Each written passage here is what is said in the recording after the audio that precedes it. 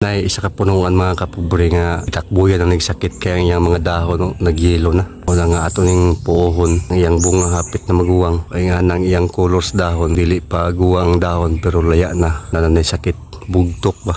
Ato ning puohon ang punuan kaning iyang mga saha. Dako na siya. Maurag yapon na tungod ang ilang mother tree. Nay sakit gitakbuyan na mo lang ato ng putlon. Kuhaon ta na.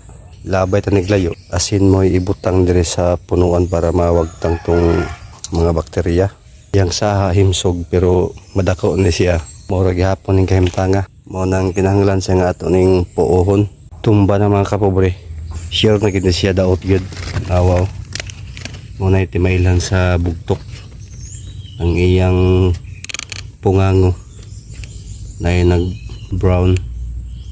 Mo na bugtok mga kapobre. Kung mahimo gani mga kapobre, tangan siya mga unas das punuan din halingan. Ya kini ato kay mantay asin atong butangan og chlorine ang kanang das punuan.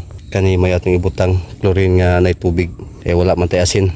Mga putol na mga kapobre, api lang iyang mga saha. Karon nato na padang lukaro ng punuan gyud.